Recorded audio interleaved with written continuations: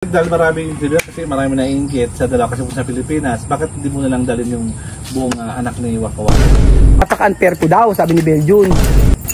Magandang araw po sa inyong lahat mga amigo. Hapon na naman po dito at sipagsipagan si Belinda.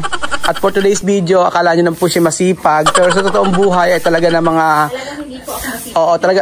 Joke-joke lang po yan. At ito raw po ay for the content lang.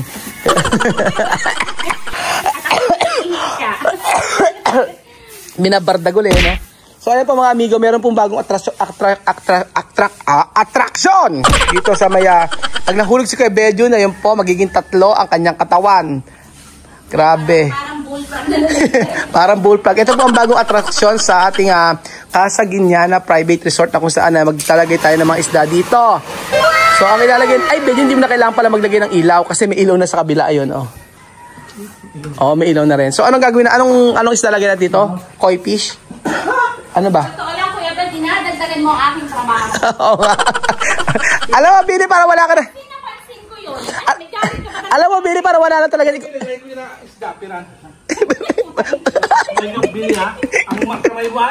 Buka nga mo! Basta sa buka nga mo. Sabihan kita, keep out your hands. Kasi pag nakagat ka dyan... Ay, paano gagawin ko magpapakain ganon? Parang nagbabasketball. Oo, huwag mo lagyan yung pagkain. O, day, Kuya Ben, parang hindi na ako mahirapan. Ikaw na lang magpakain. Kaya nga, pag wala nga ako dito, ba't kung ganito Eh, di ako? huwag ka na umalis. Di ako pwedeng umalis. Bantayan mo yan. Bantayan mo yan. May mga work business business Hindi ako. ba kasi nakaisip niya? Business meeting ako. Wow. Bakit pirana? No? Ipapain mo siya sa pirana? Hindi, para malibili kung paano maging mag-alaga ng isda. Kala ko paano maging mag-alaga ng katulad mo. Ay, ang sakit. Ay, medyo, ay, nako, real life. In real life, wakaro pirana. Ay, ano naman ang dali na. Ano? Ay, mukha ba? Yung si Bill dyan, kung pira na ako, ikaw bili-bali na, ipasok ko yan sa aquarium. Mapakainin kita. Mapakainin kita. Kaso hindi siya kakainin ng pirana. Bakit? Sabihin, ay, wala tong pera.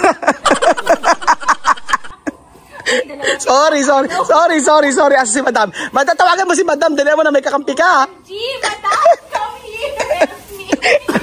Pinagtutulungan. Alam mo yung palisnis ni Bele? Ano? Gusto niya humingi ng pera. Kanino? Gusto niya ng Grabe Bele. na Kanina. kasi. Kailangan ni Bele ng pera naman.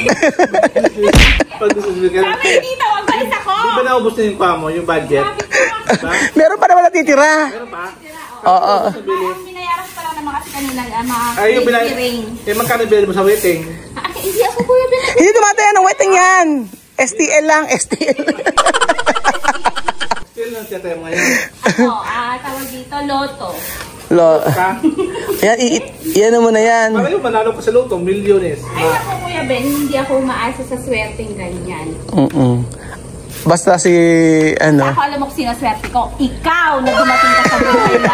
Ito napakamaas naman. Ikaw ngayon na naging malas. Ngayon ano nararamdaman mo si Billy, nakita mo? Iba, ngayong araw.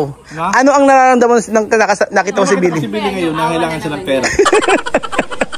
Kahapon, hindi. Kahapon maganda aura kasi bago sahod. Ngayon, parang nagsisis si Billy. Pag nagsisis dyan, ako kailangan magpa-impress naman ako. Skate dito para makailan naman ako makapagbayad naman dyan. Kasi alam mo yun, Ang mahal naman ng walis. darating naman yung bill ng kuryente. Ano? Darating naman yung bill ng kuryente. Bayad na, kuryente na, ano lang, wifi. Yung wifi, darating yung bill ng wifi. Billy, yung isa kayang walis ang gamitin mo, yung di ka nahihirapan. Mas malaki pa sa iyo yung walis. Ay, yung isang part ng walis. Sige. Sobrang liit naman. Hindi tayo uwi hanggang hindi nakakalinis dito, ha? May hika ka ba ngayon? May hika ka? Wala. Akala ko may hika ka, pambihira. Hinaano nga, maganda kasi dito sa sa resort mga amigo pag gaganyan, ganyan, di ba? Iba kasi talaga pag maraming halaman. Ito bigyan na sa aming tong pedal lip. Yan, hindi pa na naaayos. Pero tingnan niyo, di ba ang ganda ng ang resort pagka maraming halaman. Kaya mainam talaga punuin ng halaman to, Belinda. Pupunuin ng halaman tong resort. Sige, pagurin nyo. Para pagurin. Hindi ka nabili ka naman ng isang dosin ng halaman, di ba? Oo, bumili ako isang dosena. Ewan ko sa inyo. Ha? Naliit ko na to, tapos yung halaman kong dinidilig na lang. Oh, yung magwawalis ka pa sa kabila, Belinda. Hindi uubra. Ako doon, finish na. Finish na. Every morning, nag-bawal. Kaya kailangan makalinis ngayon kasi bukas merong hindi bisita, merong check-in dito. Pareho, Casa Guiñana at saka sa Casa Pilipina. Kaya kailangan magang-maga papalinis ko yung swimming pool, no? Ala? Kailangan talagang takpan yan. Hindi, ang patatakip ng video, alam mo kung ano. Aatakin ng pusa yan. So, ito nga aquarium na ginawa ni Kuya Marvin, mga kababayan ko, talaga naman. Bilhin na kayo ng aquarium. Ayan. Kaya nasabi ko sa'yo, di ba?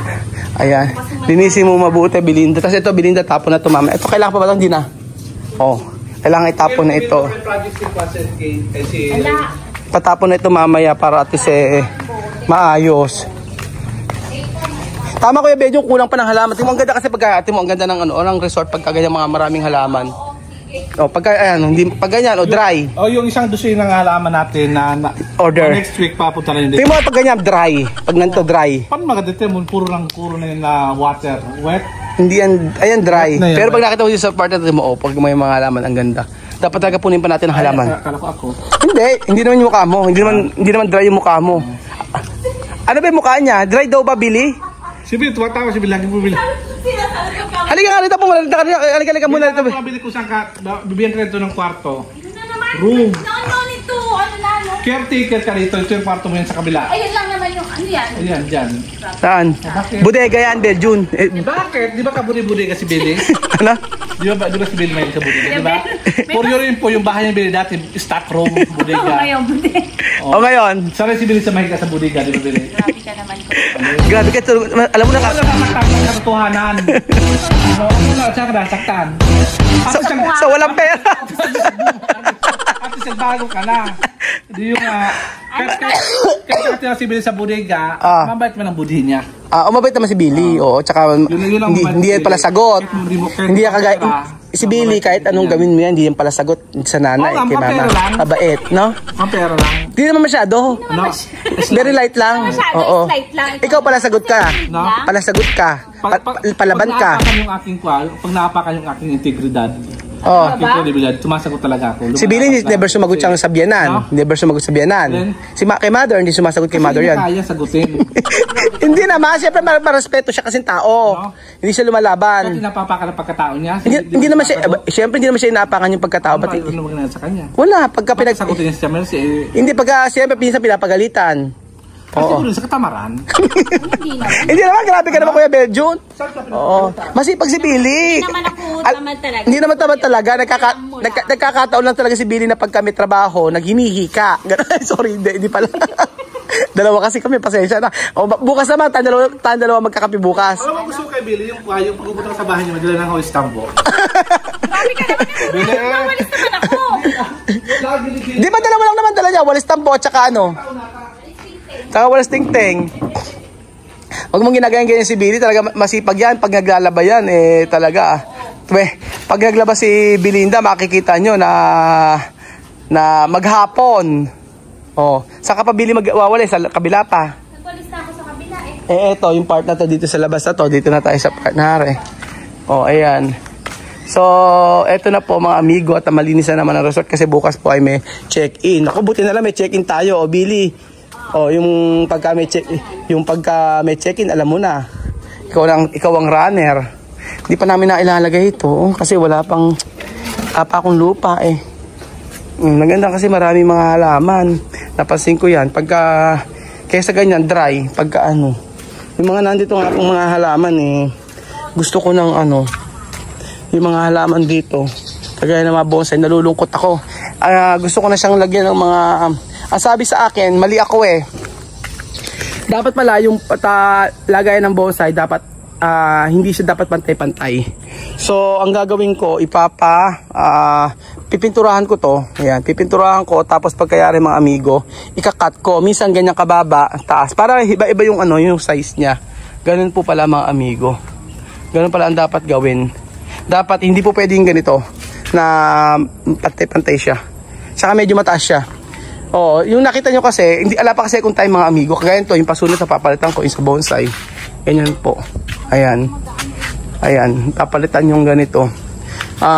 Actually marami akong trabaho Ayan, kailangan kong tanggalan. Kaya uubos ang oras ko na naman ito sa katatrabaho. Ganyan po mga amigo. Marami akong gagawin kasi nagwa-wild na siya. So everyday kailangan maituro ko kay Belinda na yung mga gagawin dito sa mga bonsai. Ang daming trabaho like this one. Like this one. May English. Oo, yan mga amigo, ganito. Kailangan. Oo. Tapos, eto po. Kailangan pala Belgium palagyan natin. Kailangan pala, tuturo ko sa Belinda yung mga gagawin sa bonsai kasi hindi ko naman kayang asigasuhin yan. Punta mo naman si Wawi. Ano ka, ito yung mga amigo, pag gabi na po at nandito pa na po ang dalawang malamok. Oo, ayan po mga amigo at nakakapagod naman. Lamok na kalabaw. Kalabaw daw Belgium, tinitira ka. Oo. Hindi bagay ko sabi. Alam, serious tayo ngayon. Yeah, sige, be serious na. Sige, go na.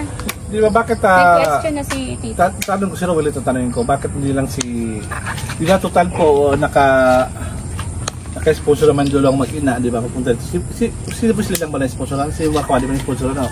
May sponsor. Sino bayad ng ticket ni Yung sponsor. kay Joanna? Oh, pareha silang dalawa ni Wesley. May nag-sponsor. Oo, pareha sila. So, bakit dahil maraming video kasi marami na inggit sa dalawa kasi sa Pilipinas, bakit hindi mo na lang dalhin yung buong anak ni Waka Waka? Ganun ba kadali yun? Tingin ba okay pumunta sila dito?